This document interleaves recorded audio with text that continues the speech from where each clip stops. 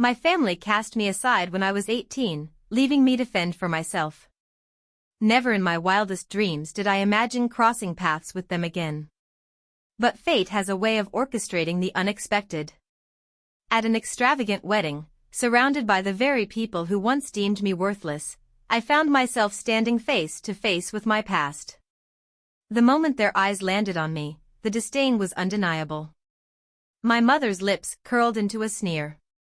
"What is she doing here?" she muttered, as if my mere presence polluted the air. Camille, my sister, folded her arms, her expression dripping with irritation. "You're not on the guest list."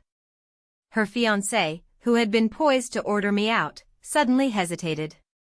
His face paled, his breath hitched, and confusion clouded his eyes. "Wait, this woman is..." I smiled, slow and deliberate, enjoying the unraveling of their perfect evening. "You really don't know, do you? My name is Vivian Carter. I'm 32 years old, and I just walked into a wedding that should have nothing to do with me. But fate? It has a cruel sense of humor. The people in this room, the ones who tossed me aside like I was nothing, still think I am that helpless girl they abandoned. They expect me to shrink, to be humiliated, to beg for a place among them. But they don't know me. Not anymore. I'm not the Vivian they discarded. I'm not the girl who was told she was useless, who was made to believe she would never amount to anything. And as my mother glares and my sister smirks, they have no idea.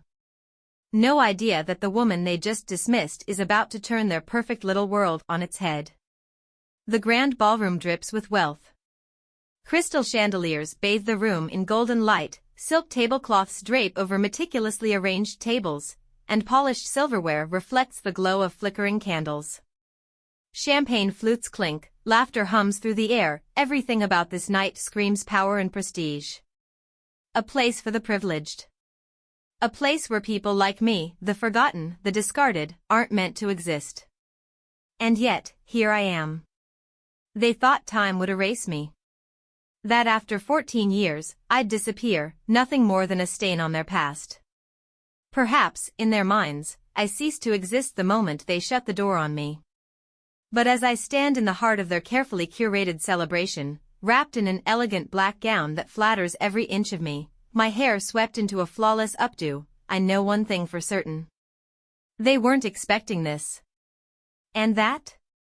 That makes this moment all the more satisfying. I let my gaze drift over the faces around me. My mother, still as cold and rigid as I remember, grips her champagne glass so tightly I half expect it to shatter. My father avoids my stare, his jaw clenched, a telltale sign of discomfort. And then there's Camille, the golden child, the one who could do no wrong. Her eyes skim over me, her lips curling in distaste. "You're not supposed to be here," she snaps, voice sharp enough to cut through the hum of conversation around us. "Who even invited you?" I don't shrink. I don't flinch. I smile. "Funny," I say, tilting my head, because I distinctly remember receiving an invitation. Until now, her fiancé, Nathan, has remained silent. But then he steps forward, brows furrowed, studying me as if trying to recall a long-forgotten memory. Then, as recognition dawns, the color drains from his face. His mouth opens, but no words come out. He looks as though he's seen a ghost. Wait, this woman is... I take a step closer, my heels clicking against the marble floor, savoring the unraveling moment. "You really don't know?" My voice is soft, teasing. His throat bobs as he swallows hard. A beat of silence. Then another. And just like that, the wedding that was supposed to be flawless begins to crumble. 14 years ago, I remember exactly how it felt to be cast out. That night was bitterly cold, the kind that sank deep into your bones, making every breath sharp and painful. My father stood in the doorway, arms crossed, expression unreadable. My mother didn't even glance at me. And Camille. Camille had the audacity to smirk. "You're a burden," my mother said, her voice void of emotion. "A waste of time. A waste of money. We've done enough for you. I had tried to speak, to protest, but my father cut me off. No buts, Vivian. You're 18. An adult. Figure it out. And just like that, they shut the door.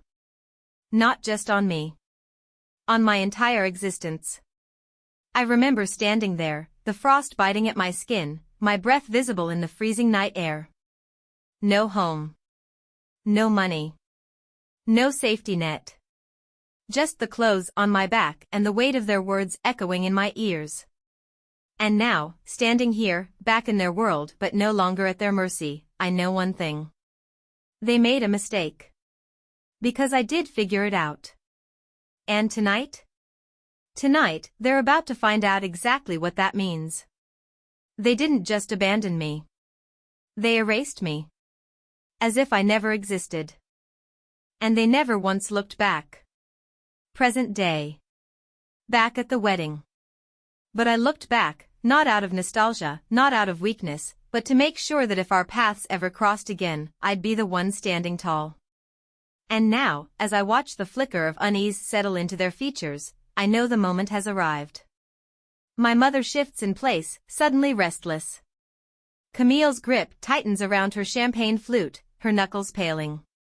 They don't understand it yet, but they feel it, the undeniable truth that I am not the same girl they discarded all those years ago. Excuse me, a voice slices through the tension. A man in a sharp navy suit steps forward, and immediately, the tight coil in my chest loosens. Lucas. My husband. He moves beside me with the kind of presence that commands attention, his hand resting lightly against the small of my back, a simple touch, yet unmistakably firm. A silent declaration that I am not standing here alone. Is there a problem? Lucas asks, his tone polite, but laced with an edge that dares them to push further. Camille scoffs, eyes narrowing. And who the hell are you? Lucas doesn't blink. Vivian's husband. Silence. Camille's fingers twitch. My mother draws in a sharp breath. And Nathan, Camille's fiancé, looks like he's just seen a ghost. I bite back a smirk. They wanted me erased. Forgotten. Worthless. Instead, I returned as something they never anticipated, wealthy, untouchable, powerful. And this? This is only the beginning. I learned long ago that survival isn't about brute strength, it's about playing the game smarter. That's why, when they cast me aside 14 years ago, I didn't just disappear. I prepared. Back then, I had nothing. No money, no home, no voice. Just the sting of their rejection and the cold finality of my father's words, figure it out. So I did. And while they continued their lives, convinced they'd wiped me from existence, I was watching. Listening. Planning. Because I knew, one day, my moment would come. And tonight? Tonight is that moment. 14 years ago. The night everything changed. I still remember the exact amount of money I had in my pocket that night. $17.28. Not enough for a motel. Not even enough for a proper meal. For 3 nights, I slept behind a rundown diner, curled against the back wall near the dumpsters, where the warmth from the kitchen vents kept the worst of the cold at bay. It wasn't shelter, but it was something. Then, Gloria found me. The owner, a no-nonsense woman with sharp eyes and a sharper tongue, caught me lingering one morning. Instead of calling the cops, she tossed me a broom. If you're going to loiter, you might as well be useful. That was my first break. By the end of the week, she let me sleep in the back storage room, curled up on an old cot. By the end of the month, she was slipping me cash under the table. And by the end of the year? I was saving every cent. Because I had a plan. I knew from the start, I wouldn't be some forgotten girl washing dishes in a nameless town while my family thrived on privilege they never earned. No. I was going to become something they could never ignore. So while Camille basked in her golden child status and my parents continued living their pristine, curated lives, I was grinding. Working. Learning. By the time I was 20, I secured a scholarship to a business program. By 23, I was interning at a startup. By 27, I launched my first company, a medical nutrition brand that, within a few years, would become a multi-million-dollar industry disruptor.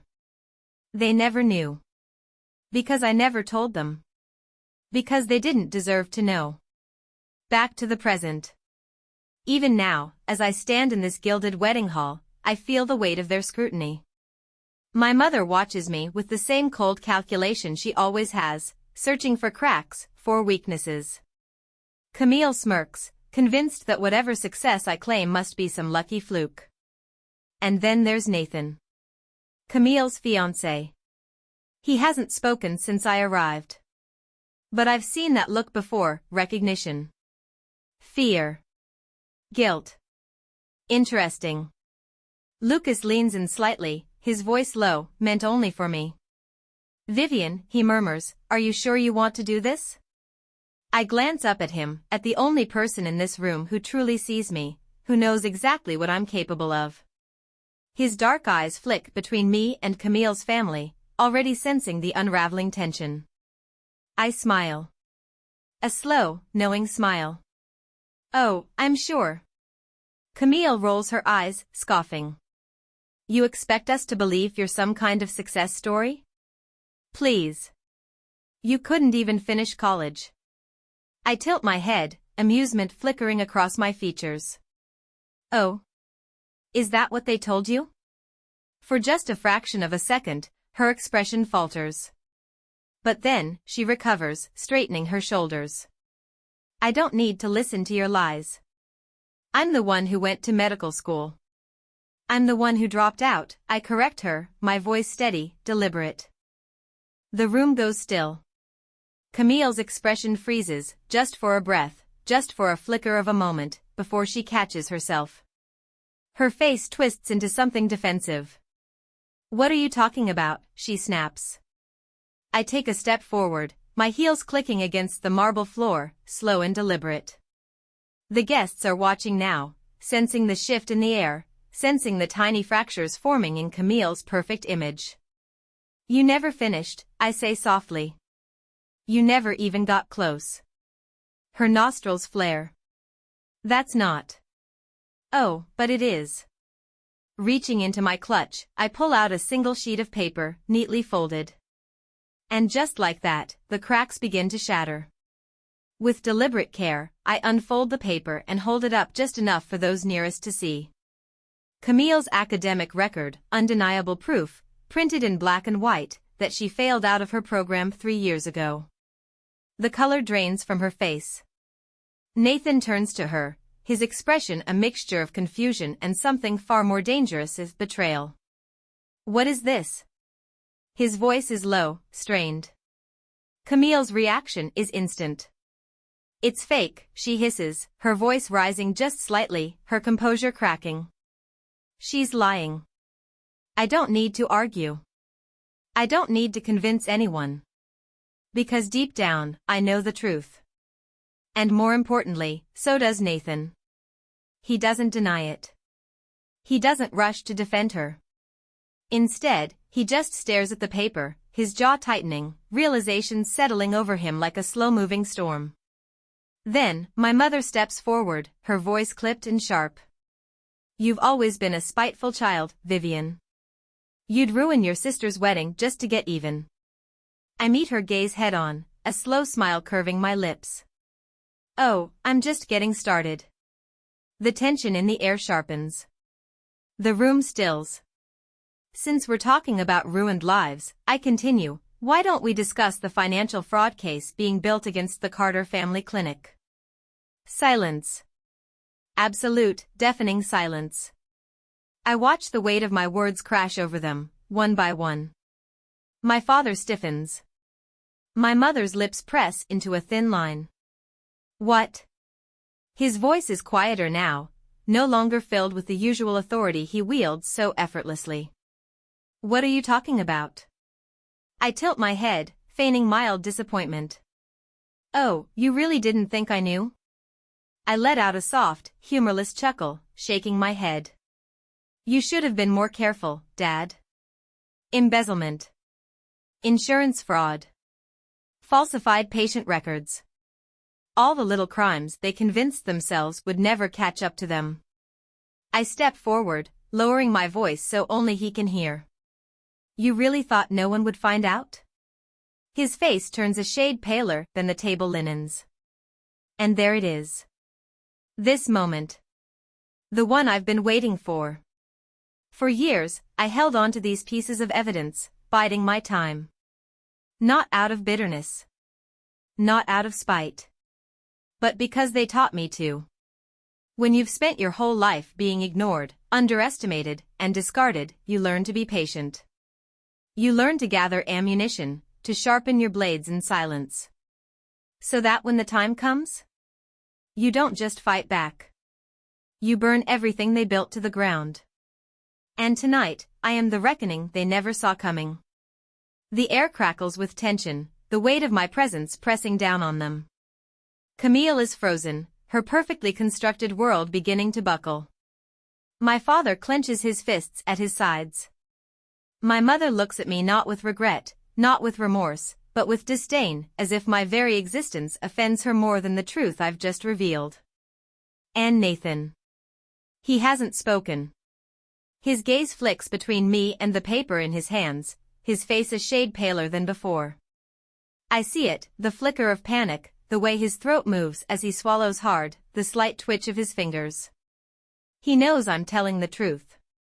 But then, just like that, the moment shifts. Camille straightens her shoulders, tilts her chin up, and suddenly, she laughs. Not the nervous laugh of someone caught. Not the desperate laughter of someone scrambling for an escape. No. This is something else entirely. It's mocking. Oh my God, she breathes, shaking her head, amusement dripping from every syllable. This is actually hilarious. A slow coil tightens in my stomach, not out of fear. I am long past fear. No, this is something different. Because I know this move. I recognize what she's doing. She's about to do what she's always done best. Manipulate. Gaslight. Twist reality until it bends in her favor. Camille flicks her gaze around the room, ensuring she has an audience before turning back to me with a smirk. Seriously, Vivian? You show up here, at my wedding, with this? She gestures vaguely toward the document in Nathan's hands, like it's nothing more than a scrap of trash. A desperate little stunt just to make yourself feel relevant? Her voice is light, almost amused. God, you're even more pathetic than I thought. I don't react. I won't give her the satisfaction. She takes a step closer, voice lowering just enough so only I can hear. You think you're so clever, don't you, she murmurs, her breath warm with condescension. That you can waltz in here and destroy everything I've built? She leans in, her smirk widening. I always knew you were jealous of me. There it is. That old, familiar accusation. The same one they always threw at me, the justification for every cruel thing they ever did. Jealous. I arch a brow. Of what, exactly? Camille scoffs, rolling her eyes. Oh, come on. She steps back, making sure her voice carries. Look at my life. Look at me. I have everything you don't. A successful fiancé, a loving family, a future you could only dream of. She chuckles under her breath. And you? What, you show up here hoping for attention? It's pathetic. That word. It slithers through the air, a ghost from my past. I remember being 16, sitting at the dinner table while Camille soaked in our parents' praise. I remember hearing that word whispered behind closed doors, when they thought I couldn't hear. I remember the certainty in their voices, as if my failure had already been written in stone. Pathetic. But what they don't know, what they will know, is that I stopped listening to their words years ago. I smile. Slow. Deliberate. I tilt my head slightly, watching her carefully. Tell me, Camille, I say, my voice impossibly calm. If I'm so irrelevant. I pause, letting the words linger. Why do you look so nervous? And just for a second, just for the smallest fraction of a moment, her smirk falters. And I see it. Nathan's fingers tighten around the paper, his brows knitting together in deep furrows. He's still staring at it, like it's a live grenade, ready to explode at any second. His voice is quiet, measured, but there's something beneath it, something controlled and dangerously close to unraveling. Is this true? Camille's entire demeanor shifts in an instant. She turns to him, her expression softening, reshaping itself into something carefully crafted. A look of hurt. Of betrayal. Of wounded innocence. Nathan, babe, she coos, reaching for his arm, her voice dripping with manufactured sweetness. You're not seriously believing her, are you? Her grip tightens. It's Vivian. You know how she is. Always twisting things, making up stories just to make herself feel important. Gaslighting. Again. I watch Nathan exhale slowly, his jaw clenching, his shoulders tense with hesitation. He wants to believe her. I can see it in the way he lingers, the way his fingers twitch against the paper. He wants her version of reality to be true. But doubt? Doubt has already taken root. And it's growing. Then, my father steps forward, his patience snapped clean in half. That's enough, he barks, his voice ringing with authority. You've ruined this night with your nonsense, Vivian. Enough. Take your lies and get out. Lies. I inhale deeply, then release a slow, steady breath. My voice remains eerily calm. Are you sure you want to do this, Dad? He scoffs. Do what? Deny whatever delusions you've conjured up? I tilt my head slightly, watching the tick in his jaw. Because if we go down this road, I warn, you're really not going to like where it leads. Camille lets out a dramatic sigh, rolling her eyes. Oh, give me a break. She gestures toward me with a dismissive wave of her hand. You don't have anything on us. I chuckle. A real, genuine laugh. You're right, I say with an easy shrug. I have nothing. I let the silence linger for just a beat before continuing. Well, except maybe 14 years worth of evidence. The room shifts. Camille's smirk falters. My father's confidence wavers. What? Camille's voice is a breathless whisper of disbelief. I take my time, letting my gaze drift lazily across the room. My voice, when I speak, is almost conversational. Did you really think I left empty-handed? I muse. That I just vanished without a trace? Reaching into my clutch, I pull out a sleek black USB drive, turning it over between my fingers. You see, Camille, I continue, toying with the device as if it's just another accessory, while you were busy playing the perfect daughter, and Mom and Dad were busy pretending I never existed, I was collecting things. I lift the USB slightly. Bank statements. Camille's breath hitches. Emails. My father stiffens. Legal documents tying your little family clinic to multiple counts of insurance fraud. My mother gasps. I smile. Shall I go on? The shift is instant. This is the moment, the precise second when the prey realizes the predator has been watching all along. Camille's bravado wavers. My father, the man who has built his life around dominance and control, suddenly looks small.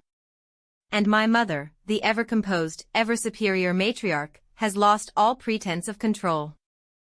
I can almost hear the gears turning in their heads, scrambling for a way out. But there isn't one. Because I built this trap. And now? I'm springing it. Camille forces a laugh, a brittle, desperate sound. This is a joke, she says, shaking her head. You're bluffing. You have nothing. I tilt my head, still twirling the USB between my fingers. Oh.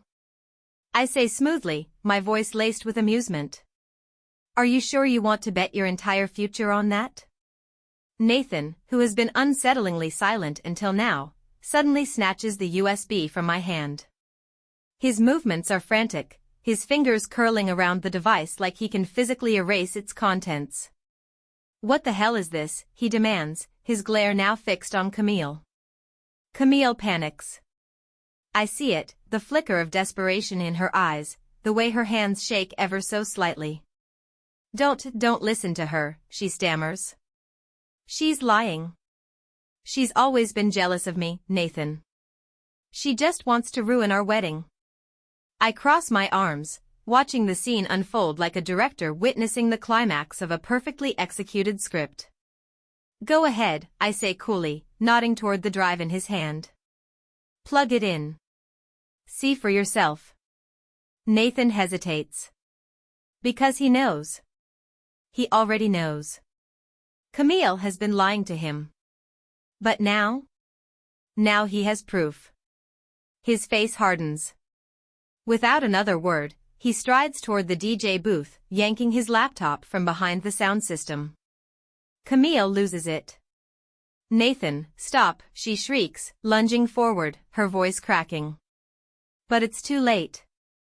The laptop screen illuminates as he inserts the drive, his eyes darting across the screen, scanning the files. And then, he stiffens. The blood drains from his face. His jaw locks. I watch the exact moment the truth crashes into him like a freight train. Camille, in real time, falls apart. Nathan, she pleads, her voice trembling. Whatever she's showing you, it's not. You lied to me. The words land like a thunderclap, slicing through the room with chilling finality. Camille flinches. No, I didn't. Nathan snaps. You lied to me, he repeats, louder this time, his voice cutting through the hushed murmurs of the crowd. The entire ballroom freezes. Guests who had been whispering, pretending not to eavesdrop, now openly stare. Camille, desperate, reaches for him. Nathan, please, He rips away from her touch like she's something tainted.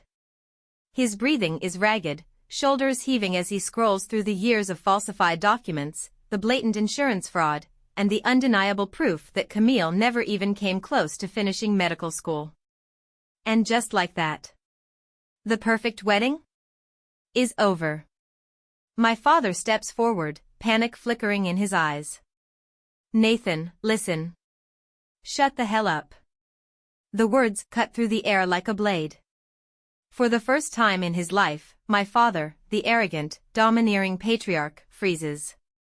Nathan stands there, his entire body trembling with fury. His fists clench at his sides as he shifts his glare from Camille to my parents. You played me, he breathes, his voice laced with raw betrayal. All of you. My mother lifts her chin, attempting to regain control. Nathan, sweetheart, you're overreacting. You and Camille are meant to be together. Meant to be. Nathan laughs, a hollow, bitter sound, completely devoid of humor. It's the laugh of a man who finally understands he's been made a fool. I was going to marry you, he hisses at Camille, his voice trembling with anger. I defended you. I trusted you. And the whole time, you were just, he shakes his head in disgust. Just some spoiled little fraud. Camille bursts into tears. But it's too late. The damage is done. You're not a doctor, Nathan spits, each word dripping with venom. You're nothing. And then, with one final, decisive motion, he rips off his wedding ring and hurls it at her feet. The room erupts. Scandalized murmurs ripple through the crowd. Gasps echo across the ballroom as Nathan storms toward the exit, dragging the remnants of his shattered trust behind him. Camille collapses to the floor in her designer gown, shaking, sobbing. But it's not just her life that's crumbling. It's everything. Because Nathan wasn't the only one watching. The USB drive was just one piece of the puzzle. I turn, my gaze locking onto a sharply dressed older man standing near the back. The hospital director where Camille claimed she worked. Dr. Caldwell. He visibly stiffens. The guests turn to him, their expressions shifting as they connect the dots. You might be interested to know, I say, my voice almost conversational, that one of your so-called medical professionals is actually a high school dropout with no real qualifications. Murmurs spread like wildfire. Dr. Caldwell's face darkens as he glares at my father. You told me she had her degree. My father, now visibly sweating, stammers. We can fix this. It's not. Not what? I interrupt, stepping closer. Not fraud? Not a felony? Dr. Caldwell mutters a curse under his breath. I trusted you, Carter. You said your daughter was. She's not my daughter. The words explode from my father's mouth, raw and desperate. And just like that, the entire ballroom falls silent. For a moment, even I'm surprised. Then I smile. Because he just made his final mistake. I figured as much, I say smoothly, tilting my head. And I have to say, that's an interesting statement, considering you've been using my identity for tax fraud for the past decade. Dead. Silence. My father blanches. My mother stiffens, her lips pressed into a thin, bloodless line. I take my time, letting the weight of my words settle over them like an avalanche. Then, I drop the final bombshell. That's right. I had my identity checked recently. Imagine my shock when I discovered that someone's been using my social security number to file fraudulent tax returns and launder money through a certain family-run clinic. Dr. Caldwell's face darkens further. He turns to his assistant, snapping his fingers. Call the legal department. Now. My father opens his mouth, scrambling for words, but I don't give him the chance. And just so you know, I add lightly, the IRS has already been informed. His face collapses. The room erupts again. This time, with full-fledged chaos. Security moves in. Guests inch away from my parents like they're afraid fraud might be contagious. Camille is still crumpled on the floor, mascara streaked and broken, while Nathan, once her devoted, perfect fiancé, is gone, walking out and never looking back. I should leave now. I should be satisfied. But I don't move. Not yet. Because for years, I dreamed of this moment. Of standing in front of them, not as the broken girl they discarded, but as the woman they never saw coming. And now, as I watch their world collapse, I feel it. The final severing of whatever weak, frayed thread still connected us. My father, who once looked at me with nothing but disappointment, now stares with something he never expected to feel. Fear. My mother, always the cold and calculating one, is at a loss for words, grasping at excuses she can't even form. And Camille, the golden child, the one who always won, is on her knees. The irony is delicious. Camille looks up at me, eyes wide, desperate. Vivian, please. I let her plea hang in the air, savoring it. Because for the first time in my life, I hold all the power. Then, I tilt my head, pretending to consider. Please? I echo, my voice cool, detached. Now that's interesting. I let the words sink in before continuing, my tone razor sharp. Because I don't remember you ever saying that when you stole everything from me. She flinches. I take a step forward. I don't remember you saying that when you stood by as they threw me out. Tears spill down her cheeks. I was young. I didn't. You didn't care, I finish for her. My voice is steel. And neither do I. Her lips tremble. She knows she's lost. My father finally snaps out of his shock, his face twisting in fury. You think you're better than us now, he hisses. You think just because you made some money, you have the right to humiliate your family? I laugh. A real, genuine laugh. Because it's absurd. This man, this fraud, clinging to his ego like it's armor, even as everything crumbles around him. You stopped being my family a long time ago, I say evenly. And as for being better than you? I take a step forward, locking eyes with him. I smile. I don't have to think it. I pause, letting the moment stretch, then deliver the final blow. I know it. Security finally reaches them. Dr. Caldwell is already making calls, ensuring my father's medical license is revoked. The IRS won't take long. And Camille? Her guests, her friends, her colleagues, they're already turning away. Distancing themselves. Watching as her perfect future turns to ash. I take a slow, deep breath. Let it all settle. Then, I turn my back on them. And I walk away.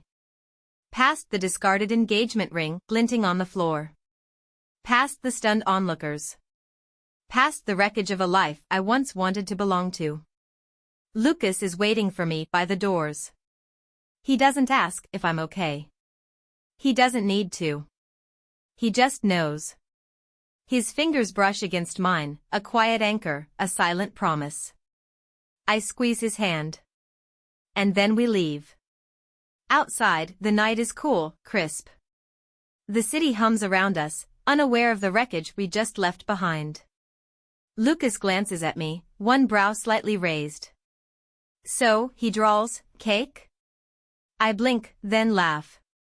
A deep, uninhibited, freeing laugh. Yes, I say, still grinning. Let's get some cake. Because tonight was never about them. It was about me. And for the first time in my life, I feel light. Because revenge was never the goal. Freedom was. And now? I am finally, completely free.